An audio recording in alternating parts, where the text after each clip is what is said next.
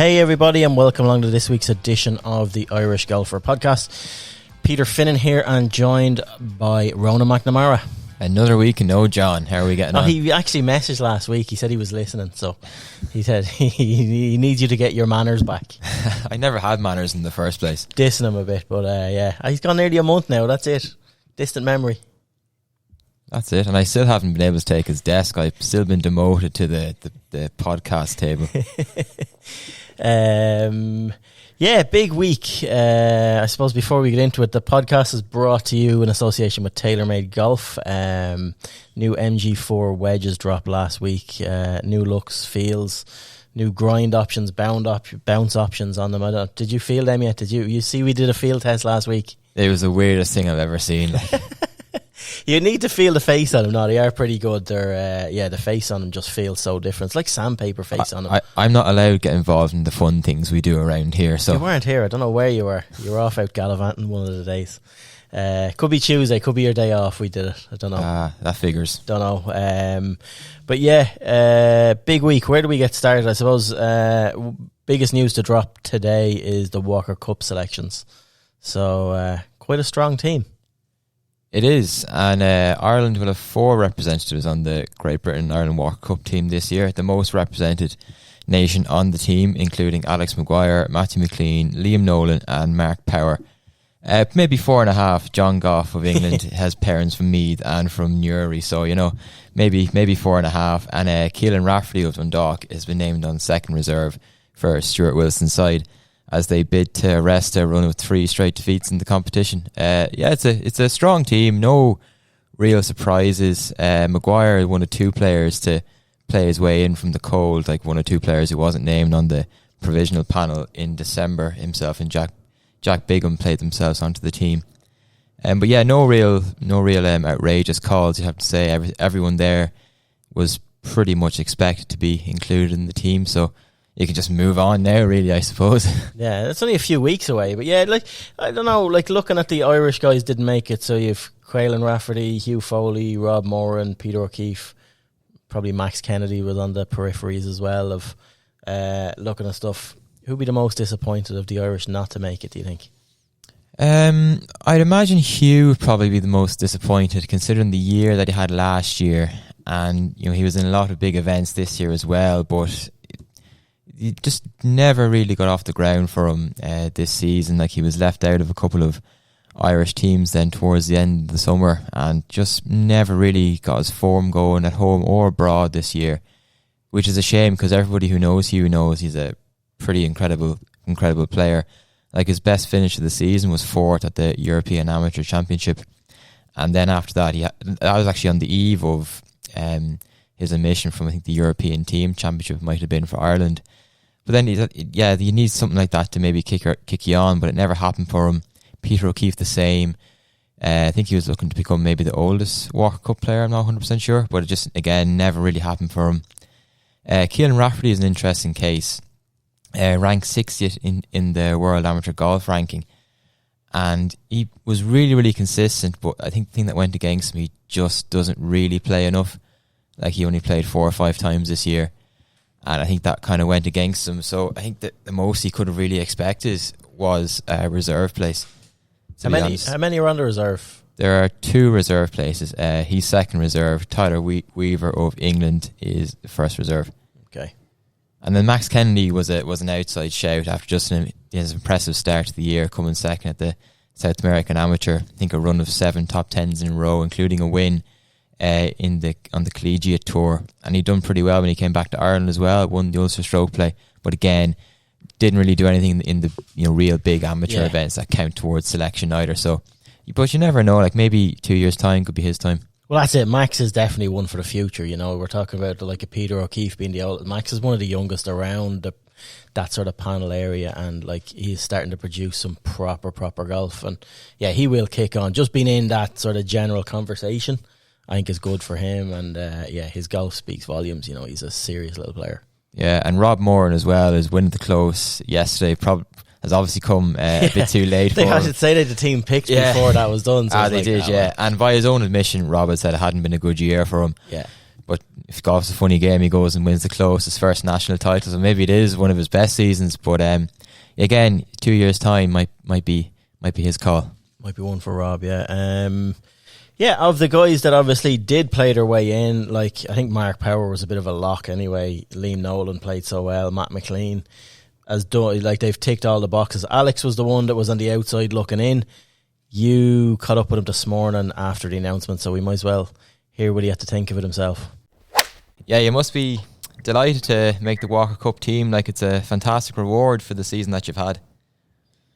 Yeah, it's nice that it's public now. I've known for a few days, and getting that call today off the captain was it was very surreal. You know, obviously, people were all sort of thinking I was going to make the team, and like as a player and somebody who wants to make the Walker Cup so bad, I think everybody just sort of says, yeah, look, we'll see what happens. Like, I don't pick the team, and whatever the selectors pick, we'll go with. But yeah, to actually be chosen on the team is something I'm very, very proud of.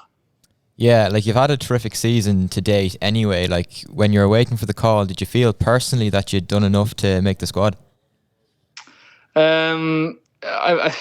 Selfishly, yeah, probably. But you know, with selectors, like, they look at everything. So like, obviously I didn't play great in the spring over in America. So in the back of my mind, I was sort of hoping that like they would, you know, value more recent performances, like more heavily, or like rate them more heavily. So like I felt like the summer I felt like I was definitely like one of the leading contenders. But you know, in the back of your mind, you sort of think of all the poor performances you put in, or like the missed putts that the RNA selectors watch you miss, or the bad drives you hit in front of the selectors. You sort of have that in your mind where like I didn't let myself think I was on the team for certain at all until I got the call. So look, I felt like I did enough, but you'll always sort of have that doubt in your mind, so you don't get too carried away, because I've been that before, where you think you get onto a team and you don't get the call, or you get a call saying it's bad news. So I just made sure I stayed in my own little bubble until I got that call. Yeah, it's amazing, like all the negative thoughts that go through the head when there's pressure on the line. But to be going back to St Andrews for the Walker Cup next month, where you won the St Andrews Links Trophy, like that just makes it extra special, I imagine. Yeah, I mean, I don't know if it could get any better than this. I mean, the fact that it's a centenary of the Walker Cup, being at St Andrews, especially where I won a few months ago, it's probably going to be one of the best weeks ever, I think, in my golfing career, regardless of what I do from now on. Like, to make any Walker Cup team is very, very special. But the fact that it's at St Andrews, the home of golf, and there's going to be a lot of things that are the RNA have planned for the week that will just add to how I think special is the only word I can sort of think of. It's going to be sort of it's going to be an amazing week, and one that I'm very, very much looking forward to. Yeah, and to have 4 Irish players on the team, like we're the most represented country on the team this year, like that just shows the level of the standard of amateur golf in this country, and the level that everybody has been playing at this year as well. Yeah, I mean, like, everyone who's been picked has been playing phenomenal golf. I mean, look at Liam. Liam won over at the Brabazon, and then I won at St Andrews Links, and Matt's won the US Mid-Am last year, and Mark's played a Walker Cup before. I mean, the standard we have in this country is at an all-time high. Definitely, it's nice to have probably it definitely is the most represented country in the Walker Cup this year, and that's a testament to sort of how the Golf Ireland programme was ran. I mean, they take care of us so well, and they give us good opportunities to go away and travel and get coaching and all the stuff that we need to play our best golf. And they've done a very, very good job with like managers and selectors and people behind the staff and coaches. They've done an amazing job, and I think it's very satisfying for them, the fact that they've got 4 Irish guys on the Walker Cup team this year. But yeah, it's obviously nice for us, but I think for Golf Ireland as a whole, it's a big bonus for them, that like the hard work they put in for us and the amount of opportunities they give for us is paying off.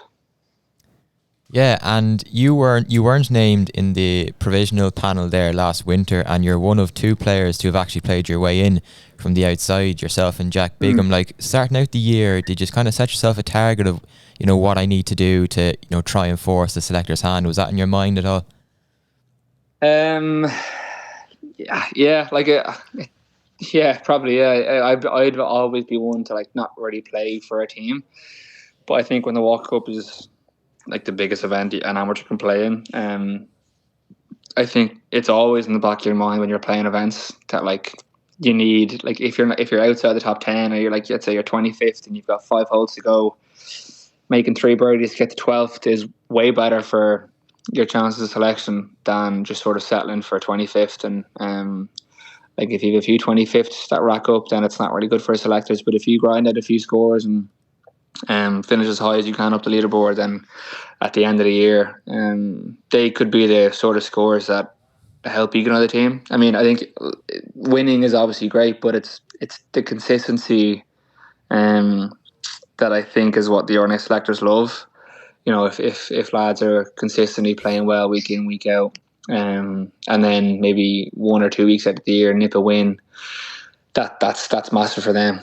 So yeah, from the start of the year when I wasn't picked in that panel, I always said I'd rather be picked on the 10-man panel in August than be on the 19-man panel in December beforehand. And yeah, luckily I've played my way on.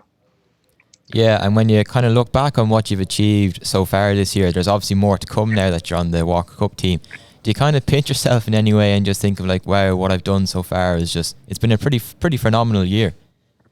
To be honest, it's mad. I haven't really had a chance to sort of like sit back and like dwell on what I've done this year. It's all snowballed in the right direction.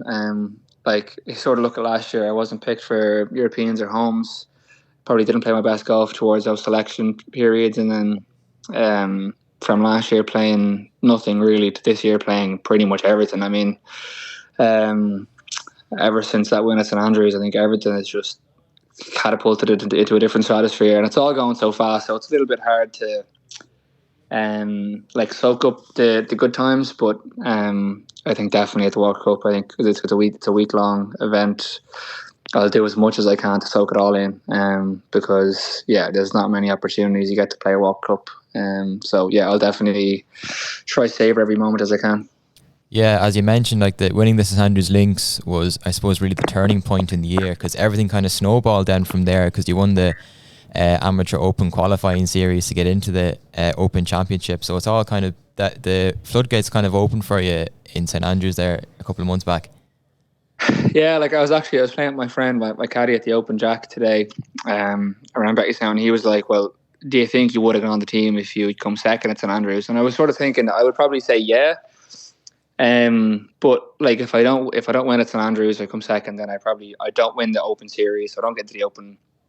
I probably don't get into the Banalic Trophy. Like there's a lot of these things that just sort of happen when you win or when you do really well that you don't really realise.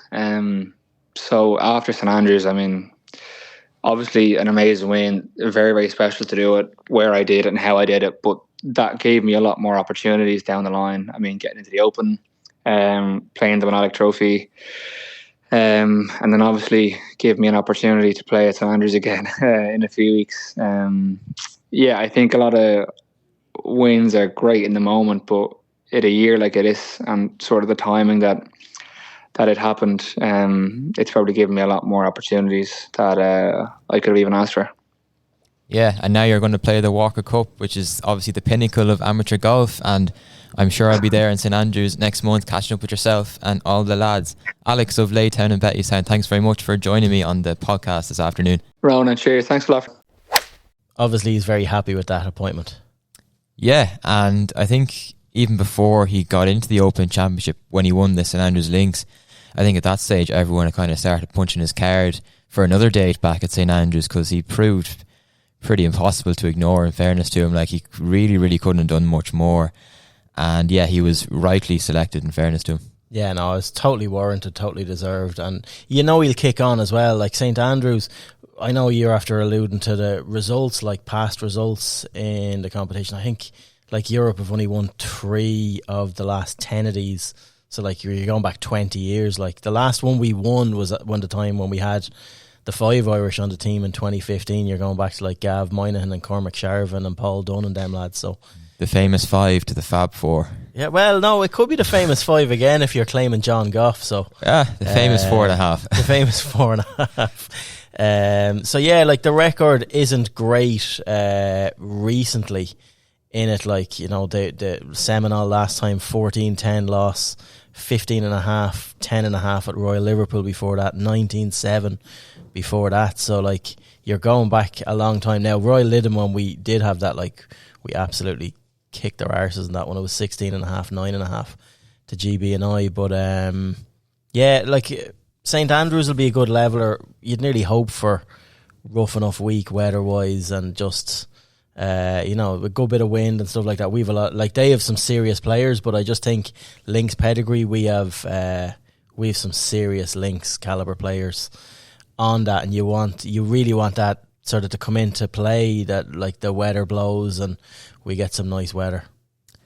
Yeah, it'll be interesting to see how St Andrews plays, because obviously last year for the Open Championship everybody was worried that it could be, you know, bombed out of it by all these long drives, and I think with all the respect to the GB&I team, we do need, you know, a bit of Lynx weather to come in, maybe act as a bit of a leveller, because the USA obviously on paper by far the hot favourites to win for the 4th time in a row. Like all 10 of their team are ranked inside the top 20 in the world in the World Amateur Golf ranking. They obviously have the world number 1 in Gordon Sargent, and only John Goff, 11th in the world, is the only GB&I player ranked inside the top 20. Yeah. So like there is on paper there looks to be a gulf in class, but it is match play, and as we see on the PGA Tour with the WGC Dell match play, as I said before, anyone can win over 18 holes, so you just never know. Yeah, and it is the case. Like, yeah, we just hope for a good roll with them. They have some good experience as well. I see Stuart Hagestad is in their team as well. Like this must be his 3rd Walker Cup. I think it's his 3rd one, yeah, 32 years of age. Like, the man lives for amateur golf. He's like the GB&I answer. He's like the American answer, to Ashley Chester's for GB&I there for a while. No, it's mental. It's mental. Like it's some record, but yeah, no, it'll be good. It will be good. Away from the Walker Cup side of things, then you were at the Close for the last couple of days. So obviously you've already commented on Rob Moran notching up his first national title. What was it like up there? Tense. Very, very tense, mother of God. Yeah, it was actually, like, I'm only there reporting on it, but you got 2 really, really likeable guys, and I was standing there nervous for both of them, and I don't think I've ever felt that way before. And then I got to the stage where it's 3rd playoff hole, I was like, Jesus lads, someone just win this, because it was getting dark quite quickly up the north there. Obviously time is running out now with your daylight savings and what have you. But no, like, it was a fabulous golf course, an unbelievable setting, and in fairness, like the course staff did an impeccable job of getting the course playable, because it was described as a miracle that they got played on the Saturday. And like, I walked the course on the Sunday for the 36 holes, not a puddle, not a patch of mud to be seen, so that was really, really good. But yeah, Rob, first national title, banished the demons of losing to Peter O'Keefe in the playoff in Tullamore 2 years ago. And God, it looked like it was going to happen again, because he teed off the final round 3 shots clear after a sensational 66 on Sunday morning. And he hadn't had a bogey for, I think, maybe 21, 22 holes, something like that. And he goes back-to-back bogeys and throws in another 2 bogeys in 4 or 5 holes. And all of a sudden, that 3-shot lead is down to a shared lead with Quentin Carew, who put up an outrageous defence of his title, in fairness to him. Like, to do it in different formats is really, really impressive. And then it kind of became error-strewn towards the end from the pair of them. Putts weren't going in. There was bad shots here and there. Rob obviously bogeyed the last to fall into a share of the lead with Carew. Carew obviously has the 16th and the 17th to play. 17th a par 5, 16th a drivable par 4. Didn't birdie either of them. So Rob gets his lifeline when Carew gets up and down for the par to force the playoff. And then Rob 3-putts the 18th, which is the 73rd hole. And interestingly enough, Carew missed the putt to win. The exact same putt Rob missed for the par on the 72nd hole. So there's Rob's second lifeline, if you like. Yeah. And then the 18th going down again was just a deadlock. They both parred it handily enough. And then Rob hits his fantastic 7-iron from 205 yards to about 13 feet. And Carew, in fairness, had a 25-footer, and it didn't roll particularly well at all, and it came up just a hair shy of the hole. And then Rob, in fairness to him, super putt, drilled right in the middle into the heart of the hole. And the roar that went up was pretty loud, in fairness. So yeah, I seen the videos you stuck up. Like the relief, you could see the relief on Rob's face as well. Like just to get it done, get over the line, because you know he's a player that should have a national title under his belt long before this. And you just hope that that's a watershed moment for Rob Moran. And like we're saying, we're talking about him this time 2 years time, and he's kicked on, and he'll be on the next Walker Cup side, and he'll have a few national titles under his belt. Yeah, like it's funny that because there was no redraw for the 36 holes, him and Carew were in different groups, so it kind of made it hard to follow towards the end when things were getting tight. And we were getting text messages saying that Rob had missed a 2-footer on 17 to go 2 clear at 1 to go, and then obviously he bogeyed 18 to drop into a shared lead. But God, Carew played some golf in the back 9, and he shaved holes after hole after hole, a bit like Minjee Lee as it was back a few weeks ago. And no, but Carew will regret obviously not getting a few putts in regulation and then the one in the playoff as well. But it kind of just begs the question, because it was so unbelievably tense, but like the golf wasn't too great, and it just begs the question, maybe is 36 holes too much to ask on the final day of a major Irish championship on a tough golf course, tough conditions, where the pressure is enough to make you tired and make you do silly mistakes. So it was just one of those things, because it was getting dark as well, and everyone was tired. You could feel the tiredness around. So it was just interesting from that aspect, because the golf in the morning was far better than the golf in the afternoon, even though the golf in the afternoon was much more exciting. Yeah, no, it's a strange one. It'd be interesting for Quinton as well now, looking forward. Like, he's one I'd have marked down. I think he'll have a role at the pro game pretty soon. I'm not sure did you catch up with him yet, or did you catch I see he is. You obviously don't read my stuff. No, I wrote don't. a piece about this a couple of weeks back. Did you? Before the Scratch Cup, I think it was in Mullingar. Yeah, he wants to give it a go. 32, and from his point of view, it actually does make complete sense. He's thinking of the DP World Tour Q School or the Sunshine Tour next year, but it makes sense from his point of view. 32 years of age. Good job as a guard. Like it's worth the risk for a year or so. Try it out, come back. Like it's not like he's a young aspiring pro where if he doesn't make it, he's nothing to fall back on. Like this is a calculated and worthwhile risk, and I think he should do it. And he'll get leave from the guards, won't it? Like he'll get a year or two leave to go off and he can always go undercover. Yeah. Oh, stop! No, it'll be good. No, because I see he's wearing like the Protégé Club gear and stuff like that. Nice stuff, actually. They're making some nice clobber. Yeah, they do, to be fair. In fairness to him, actually, just one thing to note: fairness to the Castlerock and the Castle Golf Club guys, they bring some serious support with them wherever they go. Yeah, Carew and Moran have some entourage following them. To be fair, Jason Sherlock running around the place. Yeah, maybe they're all following Jo. I don't know. No, it was good. But your takeaways from the close then? Yeah, another year, another thrilling finish. Like that's 3 or 4 years in a row the finish is pretty sensational. Like with the playoff last year, the playoff this year.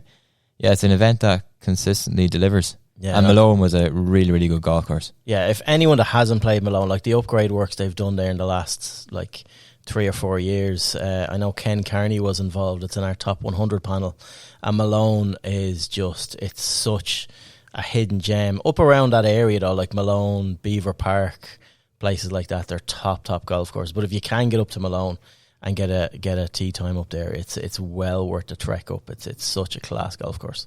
There's water everywhere.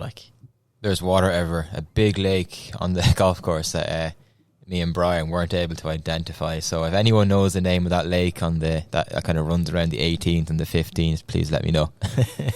Lake Malone. Lake Malone. Someone said that and I was like, nah, that's too simple to be true. Yeah, I think that's in fairness as well, one last nod on the Irish Close. Obviously AIG as well. You have to sort of tip your hat to them. They're the longest supporters of Irish amateur golf. I think that this sponsorship is going back nearly 30 years at this stage that they've done. They're still involved with Golf Ireland.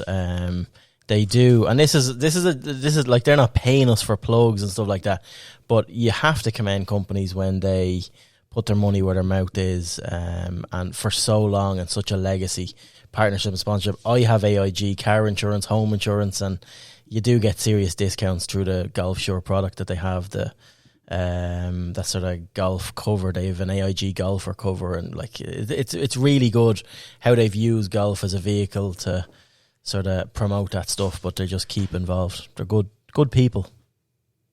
Yeah, fair enough. I'll go along with that.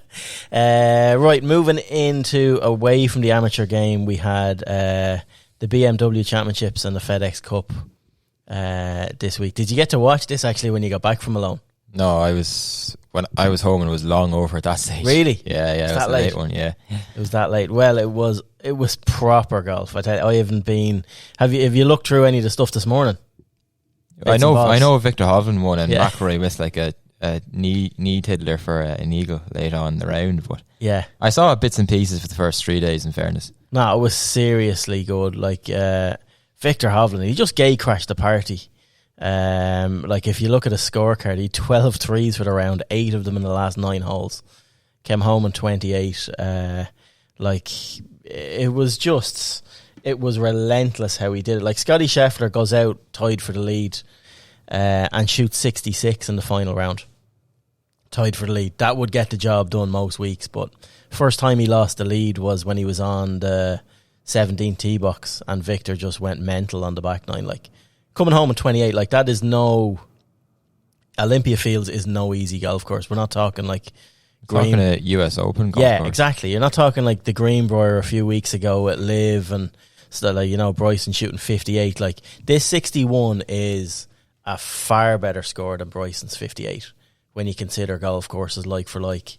And just how he did it, like he was relentless on the back nine, just did not go away. And you look at the distance, I don't know who it was, put out a tweet last night, like of all of his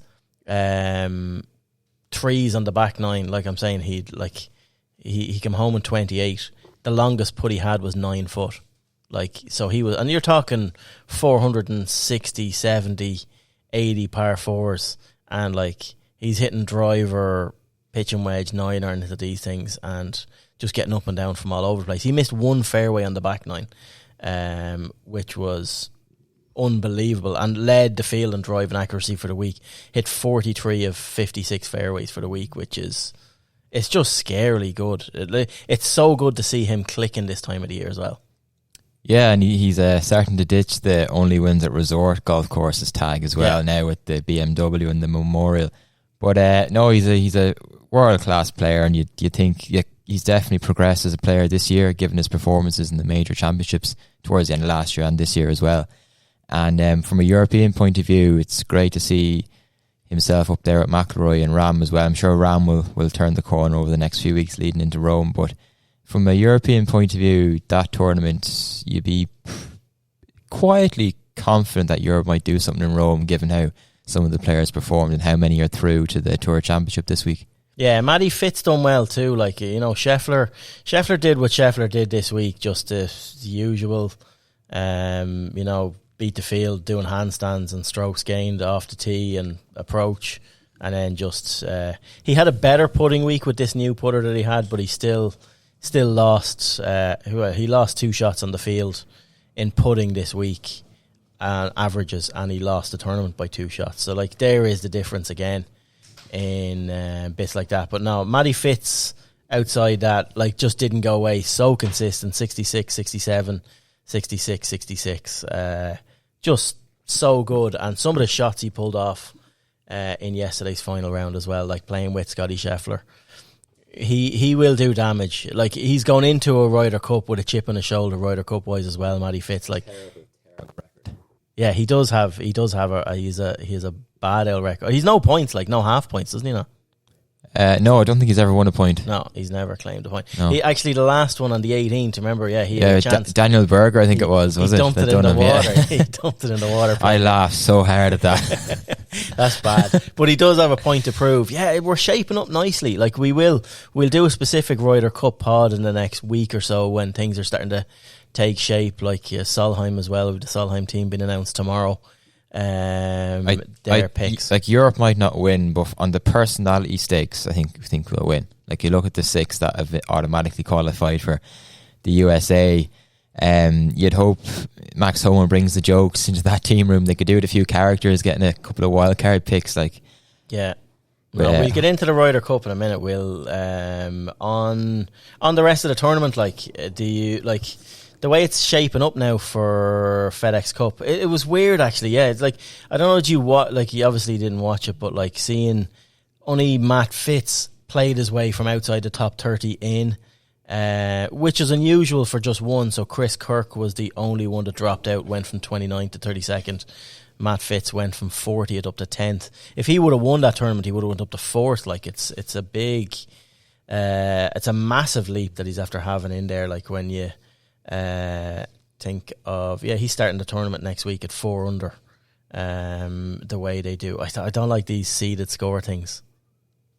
I always forget about them until they come round again. So I never actually know how I feel until the tournament starts. So I actually can't comment on that at the moment until Thursday. Yeah, well, but just going back to what you said about the bubble, I felt the FedEx Cup so far has felt a bit of a dampener. There's been no drama around the bubble that you usually get every single year. And I obviously didn't watch it yesterday, but I heard like a load of American commentators were going on about how all the money in the game, but it shows how much these players care when they're scrapping out to qualify for the top 30.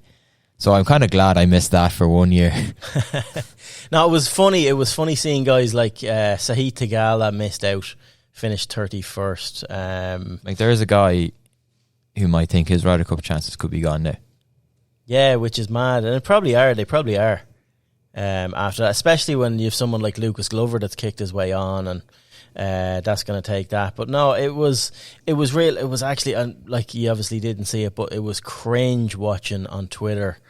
Hatton was one of the guys that thought he was out. Jordan thought he was out, and they were. I've seen that video. Horrendous. It was terrible. Like, your man, the PGA Tour official, like when he's walking out to his manager at the door, Tyrrell, I just want to talk to you about the FedEx Cup playoffs. And he's go, I don't think I'll be in them. And he goes, well, as it stands now, it was just cringe content.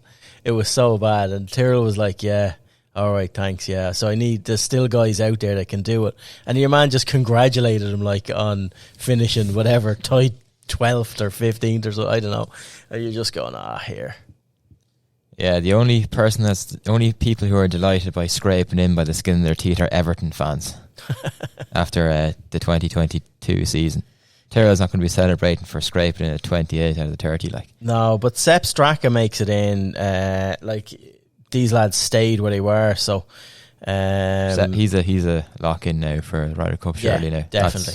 You can't do any more. Well, like, from our point of view, Rory had a great week again. Like, he's just relentless with his stats and numbers. Like, he didn't really. Second round, we had a straw poll in the office here. Were you here for that?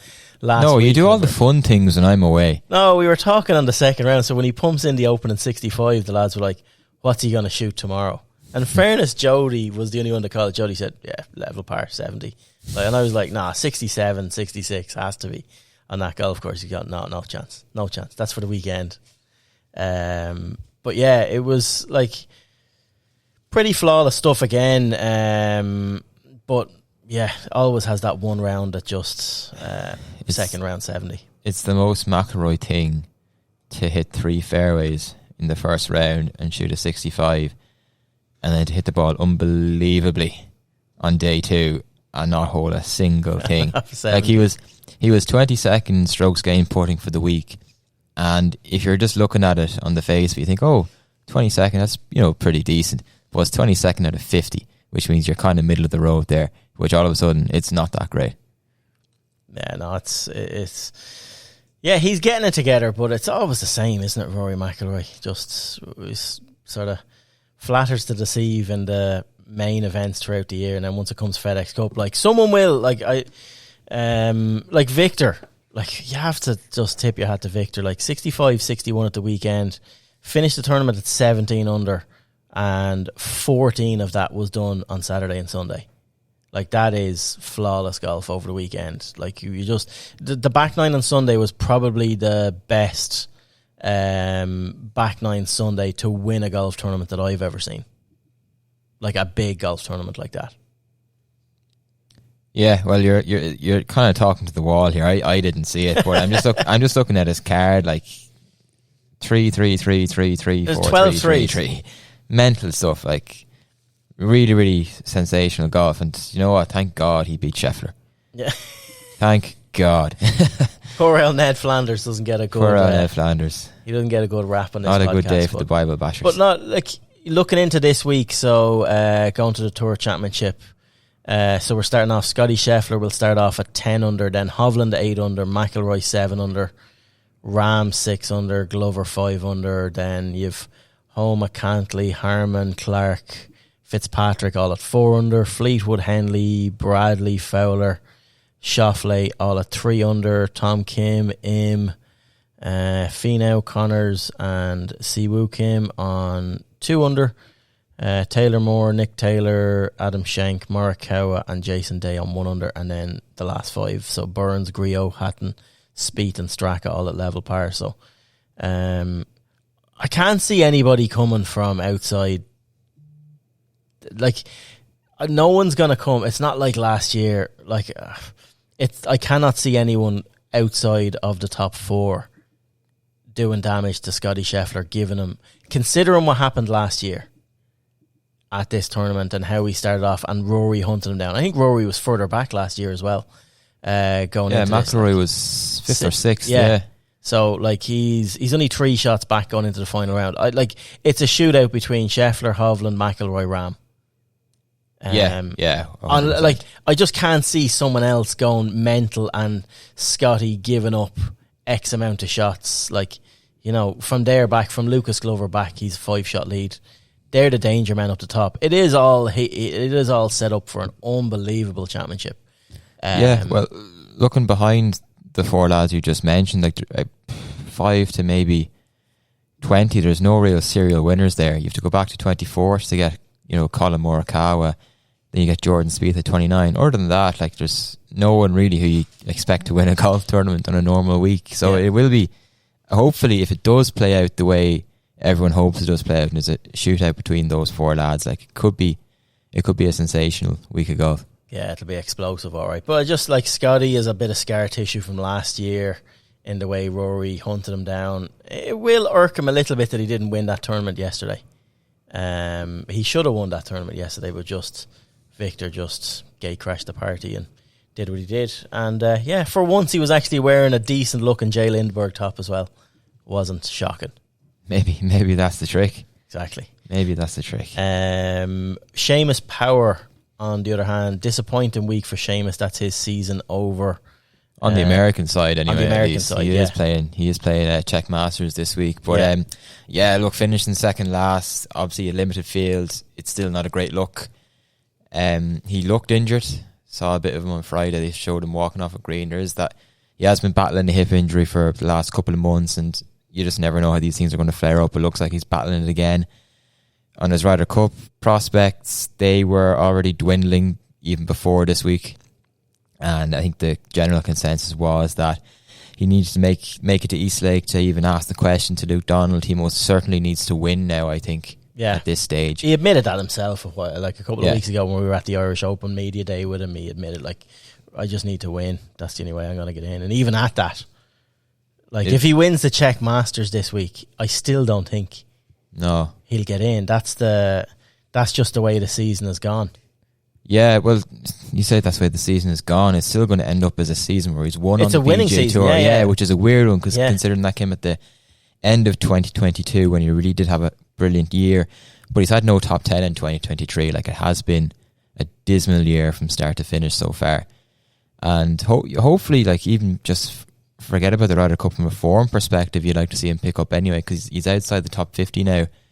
And obviously he's a player in that sort of bubble who really needs to be getting into the top 50 to make these major championships and just guarantee those spots in the big events. Because it's a worrying time for him, I think.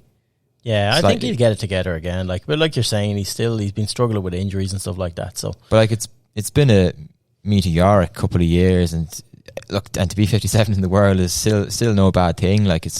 He was at a level that was nearly unsustainable, if you get me. He's due a dip. It's just you hope he can rise again. Yeah. On the Ryder Cup, we spoke about Ryder Cup a little bit earlier. US team finalised on the main qualifiers. So the most boring collection of people I've ever come across in my life. Like Max Homa's got some gig to lift that dressing room. Never mind Zach Johnson. So we've Scheffler, Clark, Harman, Cantlay, Homa and Schauffele. So Schauffele just edged out Bruce Koepka.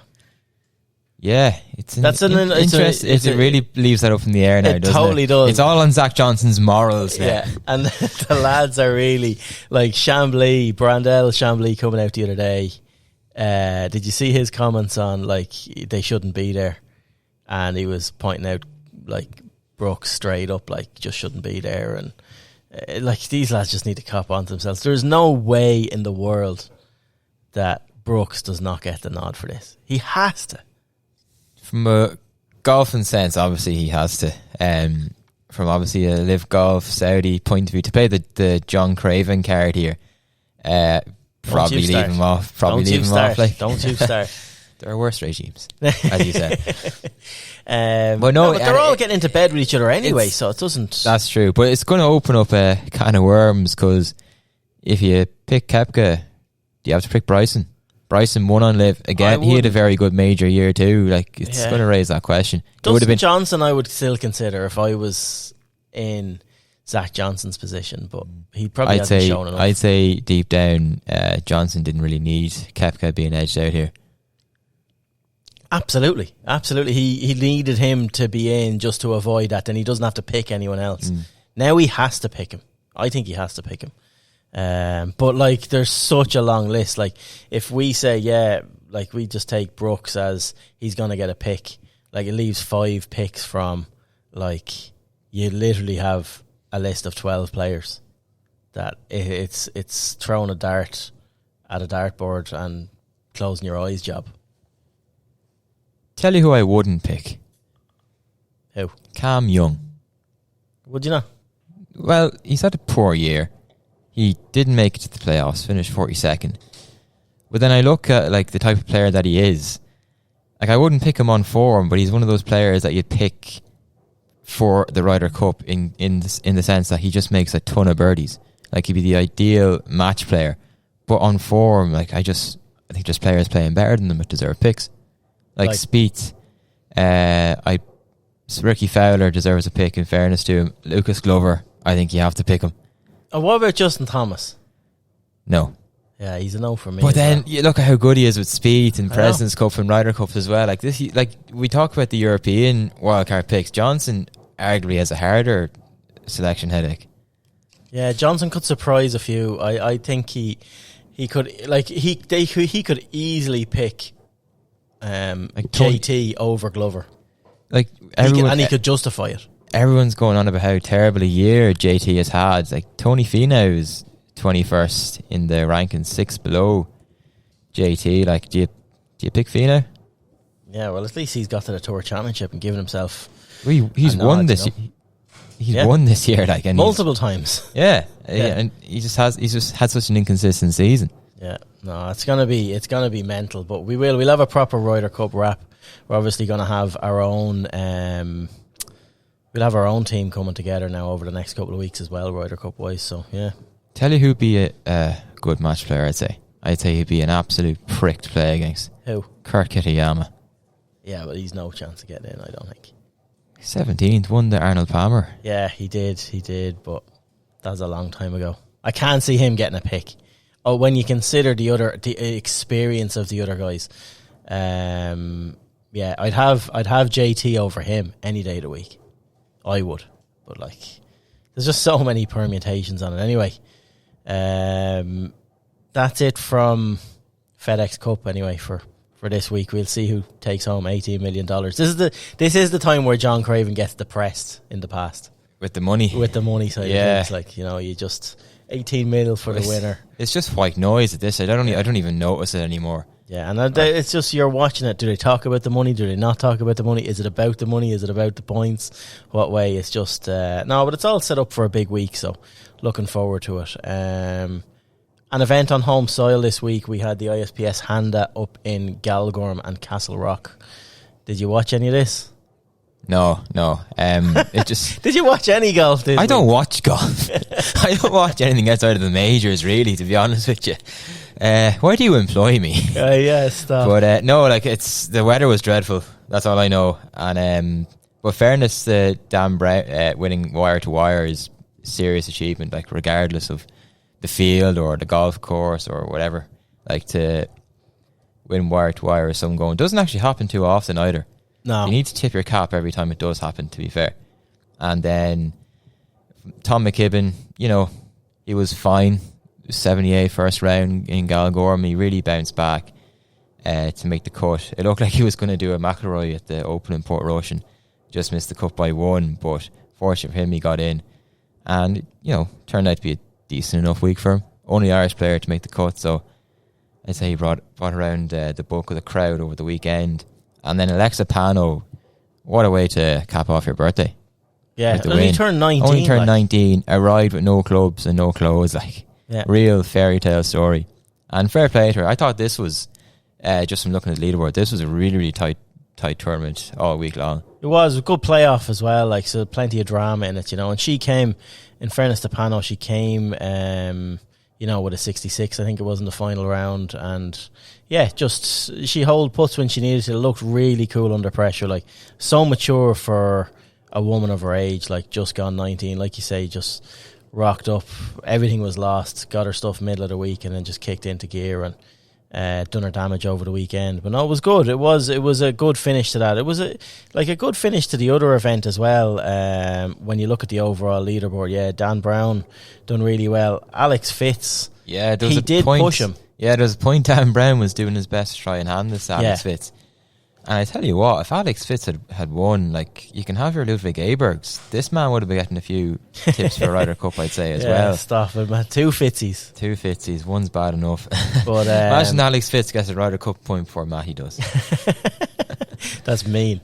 But now Eddie Pepperell as well was up there in the tournament. Never really got into it featured, but 368s from Friday, Saturday, Sunday. It's good to see him back playing well. Yeah, good to see him playing a bit of golf and showing that he is a golfer, not just a social media personality these days. Not just a tweet machine.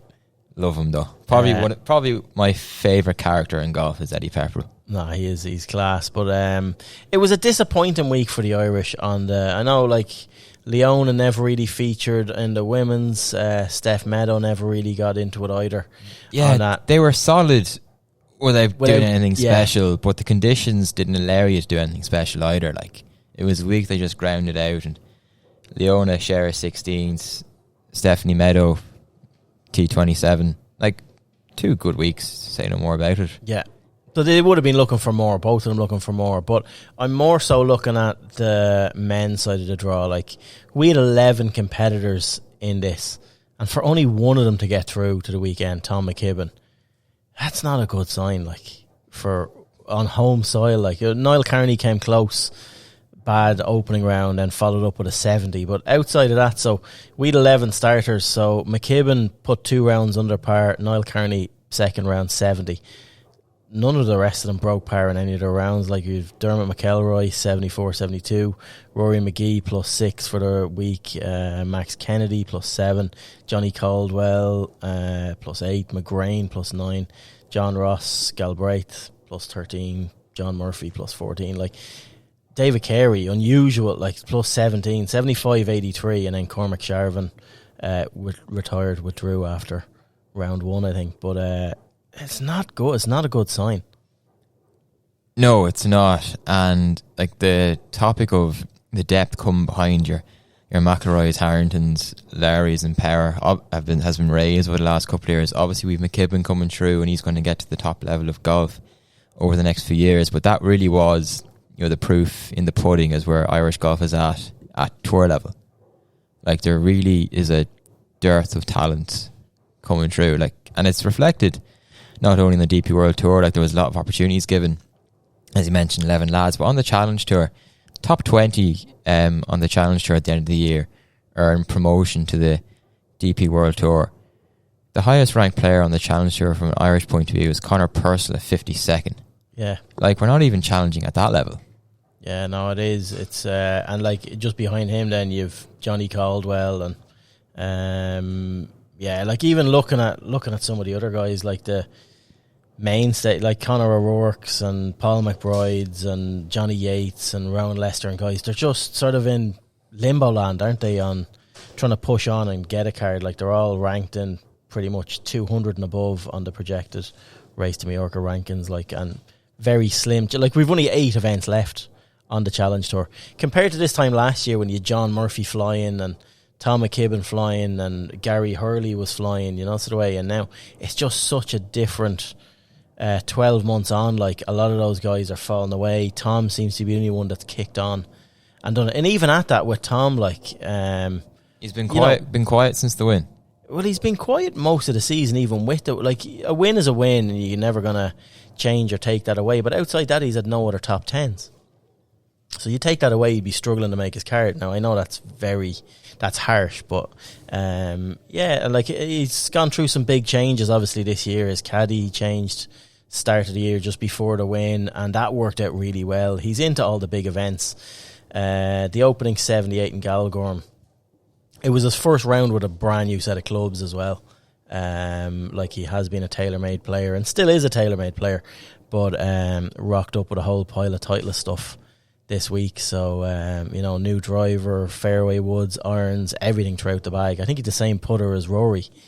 He got rid of that after the first round, I heard. Did he? Yeah, and put his old one back in. The spider back in. Castlerock, yeah, it held everything by all accounts. Well, that's it. Like that's the difference. But so he's obviously messing around with equipment and doing stuff like that. So that'll explain the 78. But then to do what he did, 65, 68, get himself in the mix, and the only Irish player really to get through to make the cut and do it. Yeah, it's great to see, but it's just sad to see what's happening behind. That's all on home soil. Yeah, there really isn't much to cheer about in that regard at all. So probably less said about it the better at the moment. Yeah, and we're running out of events to get to cheer. I hate when we're so down and stuff like that, but it is. There's a bit of work to be done on that. But like the standard of amateur golf in Ireland is extremely high at the moment, so you hope we can start producing. Yeah, it's just it never transpires though, does it? Like you go back, we're talking about even 5. Like going back to 2015, the guys that kicked on, Sharvin, Paul Dunn, Gav Moynihan, all the lads that were part of that Walker Cup team we were talking about, like you don't hear from some of them anymore. Like Jack Hume doesn't even play golf anymore. No. But he does out in Nace. He goes around with the lads. Plays with the boys, but that's it. He'd probably wipe the floor with half of them now. That's the thing. Yeah, that's the thing. Like on a nice little day, he's still unbelievable. Like you don't hear at all about Gav Moynihan anymore. Paul Dunn tips in and out. Sharvin is struggling. It's hard to see. It's tough to see. That transition into the pro ranks is really tough. It'll be an interesting chat to have with Neil Manship between now and the end of the year as to why he feels or what he feels could be better, Right, on that then, roundup for the rest of the week. There's plenty of stuff going on. With your man Andy Ogletree, International Series. My man Andy. I knew when I talked to him, I knew when I spoke to him, man, he'd turn it around. You met him out in Oman. He's the man. The man in Oman. GMAC was down there. Like they're in Scotland this week actually in St Andrews. But yeah, GMAC was he was talking a bit of smack there about he'd love to see the International Series, the Asian Tour going to Port Rush. Like you're just going, yeah. Love to see Asia go to Antrim. I can't see that happening, GMAC, sorry. No. Number one, it's on an open rota course, so like no chance. The RNA would have a thing or two. They won't even let a DP World Tour event go back there, so that won't be it. But it was a decent enough event. Look at Solheim Cup announcement is tomorrow, but the initial qualifiers are in. Leona's in on that, so she's all guaranteed her spot. We knew that anyway. So outside that, anything else on Roundup? No, don't think so. I think we've covered pretty much everything there. We had the Irish seniors actually, in Powers Court over the weekend, which was just again another tournament that was bombed out of by the rain on Friday. But Suzanne Corcoran won the Irish Senior Women's Amateur, and Alan Condren won the Irish Senior Men's Amateur Close Stroke Play. they were both playing side by side events in Power Court. So yeah, that seemed to go really well. And the block party rolls on. I see Michael Block had a 63 around Valhalla over the weekend. Oh, home. Who cares? Right, heroes and villains. My hero, first. you have to go at Alexa Pano, like, to be fair, like her birthday, the way she arrived the week, bit Anya Dunnigan style, like no clothes, and obviously Alexa no clothes either. Rob Moran, my hero as well, just for, getting over the line finally, it would have been a tough one to lose, I'd say. God knows what conversation we'd be having today if he had lost it, but and the greenkeeping staff from Malone collectively are all heroes as well, because the job they did on the golf course to get it up and running and in action was just phenomenal. Yeah, I'll go with Rob Moran on mine. I just had him listed down as well as someone we've been waiting a little while to break through the door, and now that he is through, I think there's huge things to come from him. And then villain, not many villains around this week. I know we mentioned earlier on that bit of content that the PGA Tour did with Tyrrell Hatton. So whoever that guy was that pulled him to one side to explain to him how he might be in and then congratulate him. That man needs to learn how to read the room. Yeah, he's the villain of the week. I hate him. Anyone else from you? Mark McGowan, maybe, just for not coming in. Thinking just because you've given him a computer microphone, he can do what he likes. Like, he's come in, sending all these brilliant notes in the podcast into the Slack channel. It's no good if you're not here, like, do you know what I mean? Yeah, he needs to turn up. Turn up. Or go home. One or the other. Right, now we'll have him on next week. We'll be at 3-ball next week. I think we get Mark dialed in. So, now outside that, cheers for tuning in. Cheers, Ronan, for everything this week. And we'll be out and about at various events throughout this week. So keep up to date on irishgolfer.ie on all your latest golf news, or seek us out on any of our social channels. So until next week, cheers for tuning in. Talk to you soon.